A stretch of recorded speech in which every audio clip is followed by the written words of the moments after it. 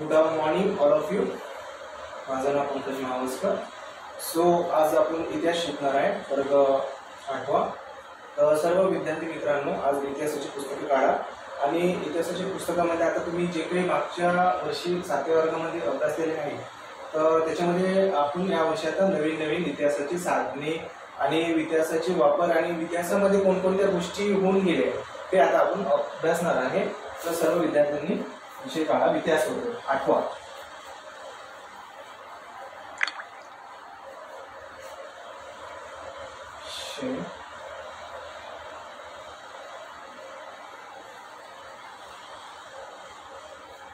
इतिहास घटक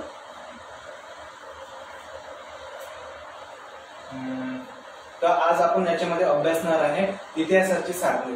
तर सर्वप्रथम सर्व विद्यार्थी मित्रांनो मला सांगा की इतिहासाचे साधने कोणकोणते आहेत, कोणी सांगू शकता का मला?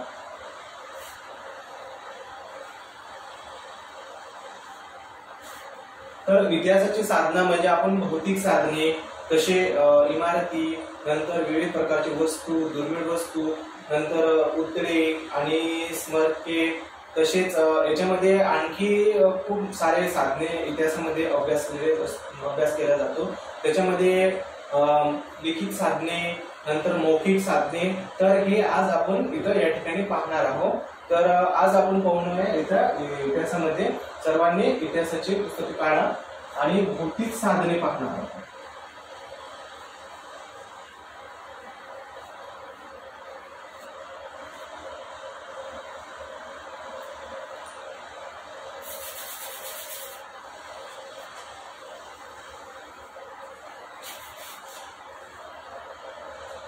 इतिहासाची साधने.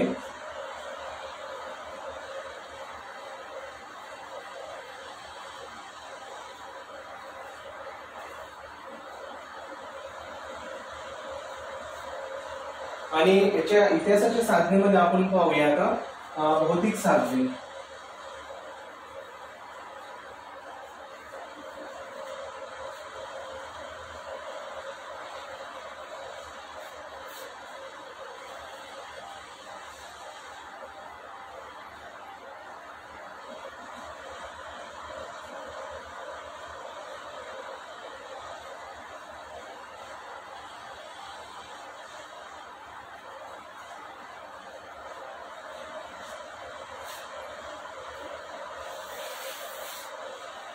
इतिहासाच्या साधनामध्ये भौतिक साधने. तर भौतिक साधनामध्ये आपण पाहिलेले आहे की विविध प्रकारचे जे आपल्या परिसरामध्ये किंवा आपल्या भागामध्ये असलेले भौतिकशास्त्र किंवा भौतिकी जे माहिती गोळा करणे, तसेच भौतिकामध्ये जे आपल्या परिसरामध्ये किंवा आपल्या आजूबाजूतील सर्व घटकांचे अभ्यास करणे, त्याला आपण काय म्हणतो, भौतिक साधने. आणि त्याच्यानंतर काय होतो की इमारती साधने, पुतळे, स्मारके येतील. तर भौतिक याच्यामध्ये आपण पाहू शकतो की कशा आपल्या शहरामध्ये किंवा आपल्या एरियामध्ये विशेष काय आहे किंवा आपल्या शहरामधील प्रसिद्ध काय आहे, याच्यामध्ये आपण भौतिक साधने याच्यामध्ये अभ्यास करणार आहे. आता अकोल्याची गोष्ट केली तर अकोल्यामध्ये आपण पाहू शकतो की एका प्रकारचं अकोल्यामध्ये प्रसिद्ध काय आहे की अकोला हे मोरणा नदीच्या काठीवर आहे. नंतर अकोलावरून मोठी रेल्वे जंक्शन आहे. आणि अकोल्यामध्ये आपण इथं बघितलेलं आहे की राजराजेश्वर महाराजाचे मंदिर आहे. नंतर असे इकडे ज्योतिर्लिंग मंदिर आहे. नंतर अजून अकोल्यामध्ये सालासर बालाजी, असे खूप काही अकोल्यामध्ये प्रसिद्ध किंवा जे अकोल्यामध्ये भौतिक ठिकाणी जे प्रेक्षणीय स्थळ किंवा पर्यटन स्थळ म्हणू शकतो आपण. त्याच्यानंतर गड सुद्धा आहे आपल्या अकोल्यामध्ये. तर अशा प्रकारचं विविध प्रकारचं भौतिकीय जे साधने आहेत त्याला आपण या ठिकाणी भौतिकीय साधने म्हणतो. नंतर याच्यामध्ये आपण पाहूया इमारती आणि वस्तू.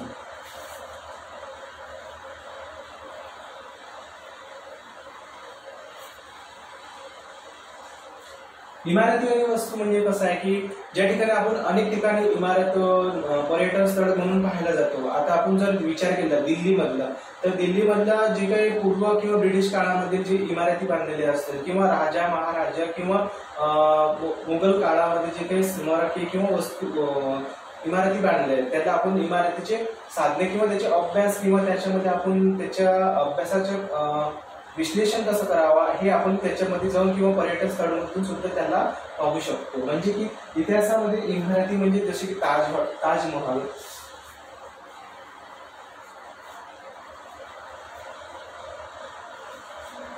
नंतर लाल किल्ला,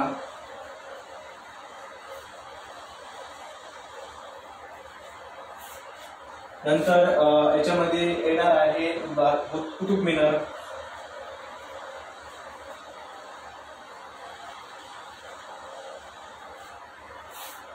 असे अनेक ठिकाणी इमारतीमध्ये आणि वस्तूमध्ये पाहायला जातो. तसेच वस्तूमध्ये म्हणजे कसं आहे की ज्या ठिकाणी आता विविध प्रकारचे वस्तू आहेत किंवा फुल आहे, म्हणजे एखादा ब्रिज असेल, फॉर एक्झाम्पल म्हणजे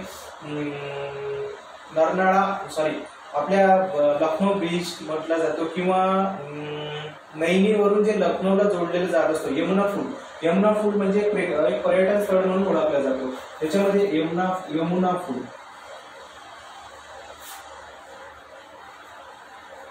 नंतर हावडा फूल ऐकलं असेल तुम्ही नाव, की मोठमोठ्या नदीवर दळणवळणच्या साधना इकडचे तिकडे जाण्या येण्यासाठी त्याच्यामध्ये फूल बांधलं जातो, जेणेकरून जे तिकडच्या शहरातले लोक किंवा इकडच्या शहरातले एकामेकाच्या गावाचे संपर्क होण्यासाठी फूल बांधलं जातं किंवा त्याला वस्तू म्हणून जाते हावडा फूल. नंतर याच्यानंतर आपण पाहू शकतो की आता गोवा आणि महाराष्ट्र कोणत्या एका फुलामुळे किंवा एका नदीमुळे एका फुलामुळे वेगळे झालेले आहे, कारण की ते महाराष्ट्रामध्ये जोडले गेलेले आहे. कारण की ते जे आहे ते तेरे फुल आहे. कारण की गोवा आणि महाराष्ट्र जर बोलतो,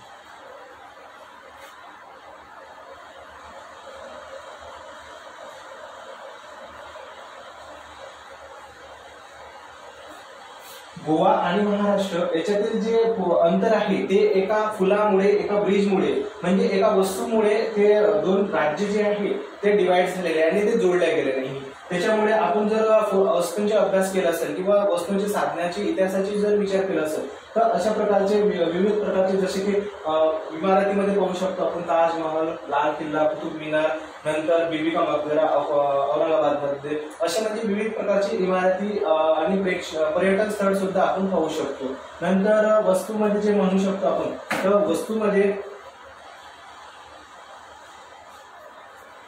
वस्तूमध्ये यमुना फूल, हावडा फूल, नंतर असे विविध प्रकारचे ब्रिज, नंतर वस्तूमध्ये आपण पाहू शकतो की विविध प्रकारचे पुतळे, स्मारके, नंतर आता सरदार वल्लभभाई पटेलचा सगळ्यात मोठा स्टॅच्यू उभारण्यात आला गुजरातमध्ये. ते तुम्ही कधी पाहिलं असेल तर म्हणजे तिथं जर जाऊन एक व्हिजिट करू शकता, कारण की जिथं पण एक पाहण्यासारखं आणि इतिहासाचे साधने सुद्धा पाहू शकतो. आणि पुतळे म्हणजे कसं की जे इतिहासामध्ये होऊन गेलेले आहे त्या व्यक्तीबद्दल आदर किंवा त्या व्यक्तीबद्दल आदर आपल्याला वाटायला पाहिजे आणि त्यांच्या समानार्थ किंवा त्यांचा एक आठवण म्हणून आपल्या भारतामध्ये एक पुतळा बांधण्यात आलेला असतो. म्हणून अशा ठिकाणी अशा इतिहासाच्या भौतिक साधनामध्ये आपण अशा विविध प्रकारचे वस्तू भेट किंवा भौतिक साधने, नंतर पुतळे, असे विविध प्रकारचे साधने याच्यामध्ये पाहू शकतो. तर याच्यामधलं काही जे वस्तू आहे ते आपण चार्टनुसार पाहूया. तर असं जे चार्ट आहे त्याच्यामध्ये वृत्तपत्रिके व नियतकालिके जे आहे, जे वृत्तपत्रिके आणि नियतकालिके म्हणजे इतिहासाचे जे साधन आहे त्याच्यामध्ये आपण वृत्तपत्रिकेनुसार सुद्धा एक हे पाहू शकतो की यांच्या म्हणजे जे इतिहासामध्ये होऊन गेलेले जे लोक आहेत किंवा जे व्यक्ती आहेत त्यांची आठवण आणि त्यांच्याबद्दल जी काही माहिती गोळा करण्यासाठी आपण एक वृत्तपत्रिके किंवा नियतकालिके यांचे सुद्धा मोठ्या प्रमाणात वापर करू शकतो. किंवा अशा म्हणजे इतिहासामध्ये वापर करण्यासाठी जे विविध जुन्या गोष्टीचं जे साठवणूक करण्यासाठी आपल्याला अनेक प्रकारचं हे पण पाहू शकतो. जसे की आता बघा, पूर्वीचे जे भारतामध्ये होऊन गेलेले पंतप्रधान आणि राष्ट्रपती त्यांचे नाव जर बघितलं गेलं असेल, पहिले जे पंतप्रधान असेल त्यांच्याबद्दल माहिती गोळा करण्यासाठी आपल्या जो काही साधने असतात, म्हणून राजेंद्र प्रसाद म्हणजे एका सिक्वेन्सनुसार आपण एका याच्यानुसार एक लिस्ट किंवा एक चार्टच्या आधारे आपण ते इतिहासाचे जेवढे काही महत्वाच्या गोष्टी आहे वृत्तपत्रिकेचे आणि नियतकालिके यांच्या माध्यमातून आपण एका ठिकाणी एका याच्यामध्ये आणून जमा करू शकतो. म्हणजे यालाच काय म्हणते की लिखित साधनामध्ये यांचा उपयोग मोठ्या प्रमाणात होते. आता लिखित साधना म्हणजे कसं की ज्या वस्तू ज्या ठिकाणी आपण ज्या ठिकाणी आपण अभ्यास केलेला जातो अशा ठिकाणी अशा वस्तूंना आपण काय म्हणू शकतो की लिखित साधने. लिखित साधनामध्ये कसं की ज्या वस्तूंची आपण एका ठिकाणी नोंद केल्या जातो किंवा नोंद केल्यानंतर ज्या व्यक्तीचा आठवणी किंवा पुढे अभ्यास करण्याच्या दृष्टिकोनातून त्याचा अभ्यास केला जातो अशा याच्यामध्ये लिखित साधने म्हणून सुद्धा ओळखले जातो. आता याच्यामध्ये आपण पाहू शकतो की भारताचे जर पहिले राष्ट्रपती कोण झाले असेल तर आपल्याकडे जर लिखित साधने नसेल आणि आपल्याकडे जर लिखित साधन नसताना आपण जर म्हणतो की आमच्याकडे काही साहित्यच नाही तर आमच्याकडे नियतकालिक पण नाही. तर नियतकालिक आणि लिखित साधने नसते त्याच्यामुळे आपण काय करतो की वृत्तपत्रिका जे काही असेल किंवा जे काही आपल्या इतिहासामध्ये जे काही जडणघडण गोष्टी होऊन गेल्या ते जमा करून त्याच्यातून आपण असे व्यक्तीचे नाव लक्षात किंवा यादी तयार करून ठेवू शकतो. जसे की आता सर्वप्रथम जे भारताचे राजेंद्र प्रसाद जे पंतप्रधान राष्ट्रपती होऊन गेले नंतर जे पंतप्रधान पहिले होते कोणाला जर आपल्याला आठवत सुद्धा नाही पण कोणाचे पहिले पंतप्रधान कोण झाले तर जे लिखित स्वरूपाची जी साधने आहे किंवा जे लिखित स्वरूपात कुठं जर ठेवलेलं असेल त्यांच्या थ्रू आपल्याला माहिती होते की भारताचे पहिले पंतप्रधान कोण होते. तर पहिले पंतप्रधान होते जवाहरलाल नेहरू. तर जवाहरलाल नेहरू पासून तर आताचे जे पंतप्रधान आहे नरेंद्र मोदी हे कशाच्या साधनामुळे अशक्य होते आणि कशाच्या साधनामुळे आपल्याला म्हणजे सहज उपलब्ध आणि सहज माहिती त्यांचं एका अल्प काळामध्ये किंवा कमी खर्चामध्ये मिळू शकते. तर ते एक आहे लिखित साधनामुळे. कारण की लिखित साधनामुळे जे काही जुन्या जे इतिहासाकालीन घडलेल्या गोष्टीपासून तर आज रोजी जे घडलेले घडामोडीपर्यंत जे काही ठेवण्याचं काम कशामध्ये केलं जात असतं तर ते म्हणजे इतिहासाच्या साधनामध्ये केला जात असतो. तर इतिहासाच्या साधनामध्ये अजून आपण पाहू शकतो याच्यामध्ये जे नाणे आहेत भारतीय याच्यामध्ये नाणेनिधी आहे की बघा तुम्ही याच्यामध्ये जर भारतीय चालने निधी आहे ते आपल्याला कशावरून माहिती पडतो की भारतीय चालने निधी काय आहे.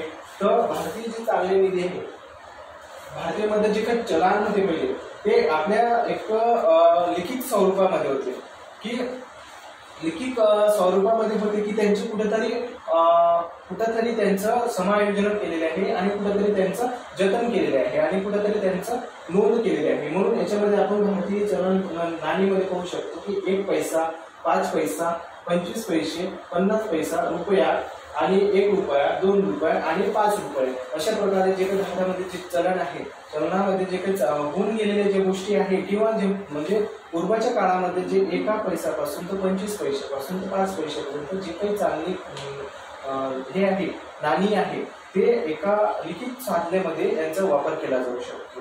आणि याचा वापर आपण आज म्हणजे आपल्याला अभ्यास करण्यासाठी खूप सोयीस्कर आणि सोपा होऊन जातो की जेणेकरून याच्यामध्ये विविध प्रकारचे जे नाणी आहे जे काही नाणे असल्यामुळे आपल्याला आज याचा अभ्यास करण्यात सोपे जाते आणि हे पॉसिबल कशामुळे होतं की लिखित साधनामुळे होतं. नंतर लिखित साधनामध्ये कसं काय असतं की जे वृत्तपत्रिका असतात की जे वृत्तपत्रिका असल्यानंतर त्याच्यामध्ये नकाशा आराखडा. आता नकाशा म्हणजे काय तर नकाशामध्ये आता आपल्याला एखाद्या वेळेस आपल्या कुठं फिरायला जायचं आहे किंवा अनोळखी ठिकाणी जायचंय तर आपल्याला मुंबई जायचंय फॉर एक्झाम्पल उदाहरणार्थ मुंबईला जायचं तर आपल्याकडे काही आराखडाच नसेल किंवा आपल्याकडे काही नियोजनच नसेल आणि आपण अनोळखी ठिकाणी जातोय. पण अनोळखी ठिकाणी जाताना जर आपल्याला काही गोष्टी महत्वाच्या असतात बरोबर ना तर ते काही गोष्टी माहिती करण्यासाठी किंवा तिथं जाण्यासाठी काय आहे दळणवळणचे साधनं कसे आहे बस गाडी रेल्वे विमानतळ असे म्हणजे कशाच्या माध्यमातून माहिती होते. आणि ते मुंबई आहे नेमकं कुठं कोणत्या समुद्र किनारा आहे तर त्याच्यामुळे जर आपण नकाशाचा अभ्यास केला तर नकाशा थ्रू आपण त्या ठिकाणी जिथं आपल्याला जायचं आहे त्या ठिकाणी आपण एकदम म्हणजे न चुकता आणि कोणत्याही प्रकारचा आपण त्याच्यामध्ये न जाता आपण नकाशाच्याच आधारे तिथं जाऊ शकतो आणि ते मुंबईला म्हणजे कुठेही जायचं असेल तिथं आपण व्हिजिट करू शकतो. अशा प्रकारे लिखित साधनामध्ये जे काही गोष्टी आणि जे काही घटना किंवा जे काही घटनाक्रम लिहून ठेवला जातो त्याला आपण लिखित साधनामध्ये किंवा नियतकालिकेचा यांचा वापर केला जातो. नंतर याच्यानंतर जे आहे यांचा नंतर जो पॉइंट आहे तो म्हणजे मौखिक साधने. मौखिक साधने जे आहे ते आता आपण पाहूया.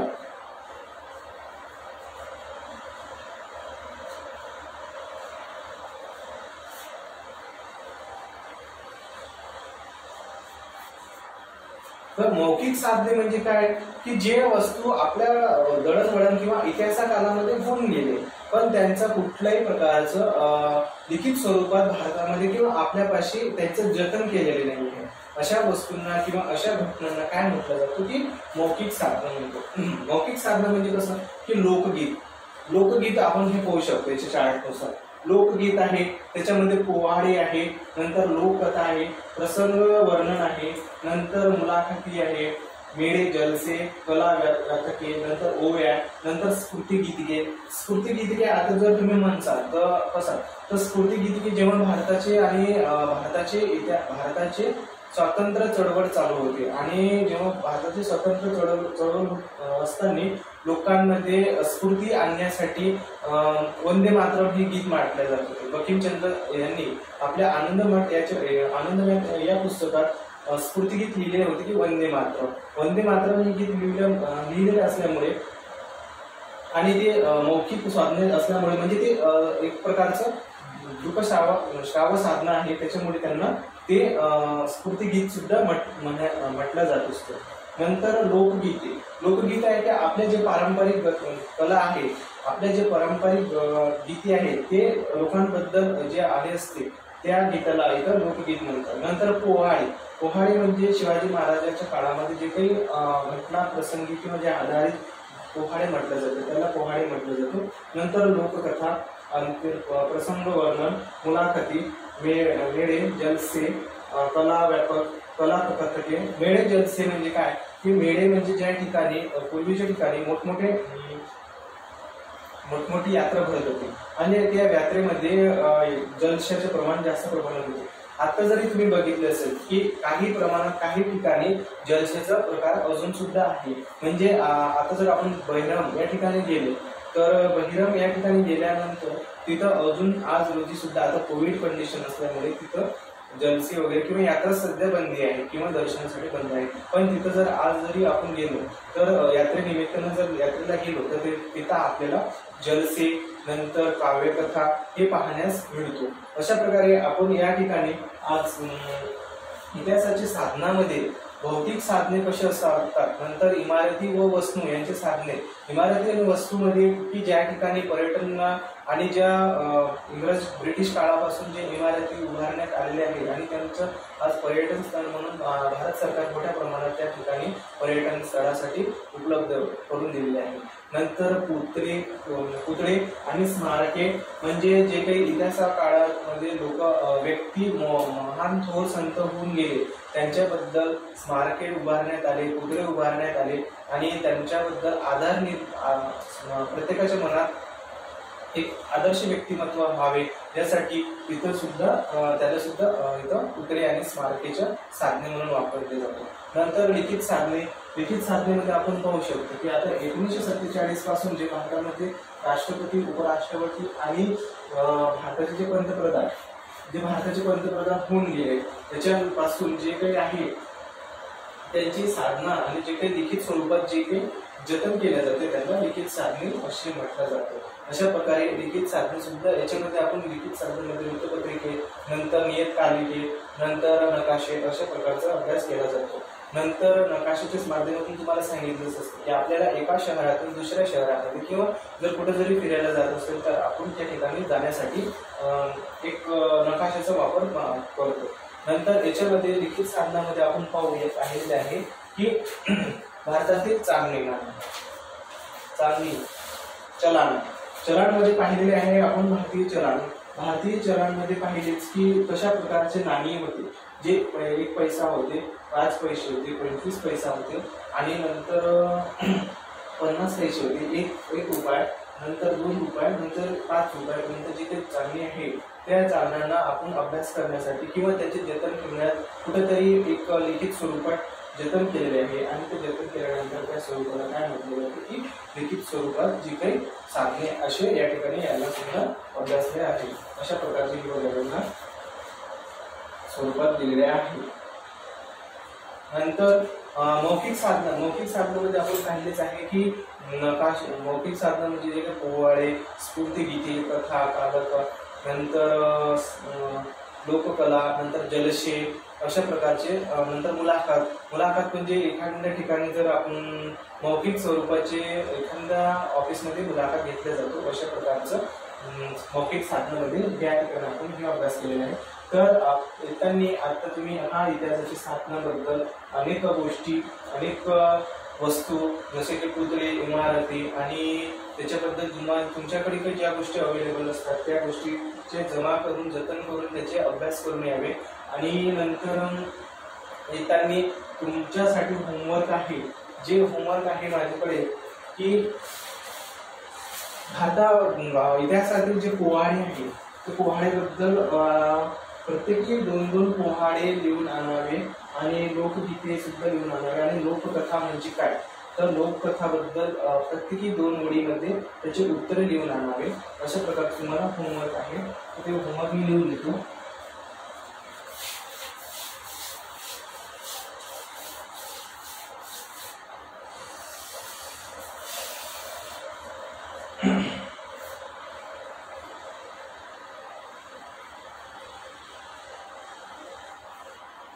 मौखिक साधने म्हणजे काय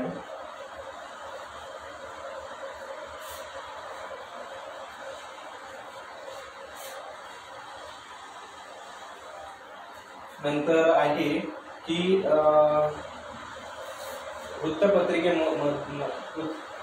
वृत्तपत्रिकेच्या माध्यमातून कोणकोणत्या गोष्टी आपण जतन करू शकतो.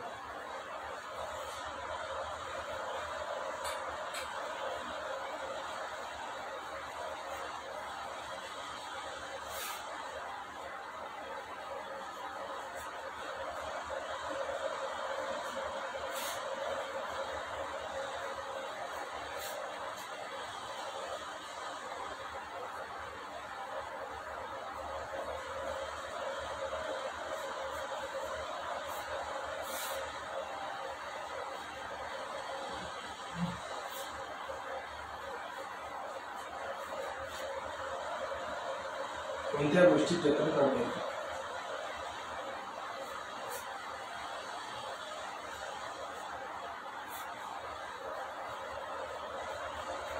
तर अशा ठिकाणी होमवर्क आहे. तर उद्याच्या पिरियडमध्ये तुम्ही हे होमवर्क कम्प्लीट करून आणा.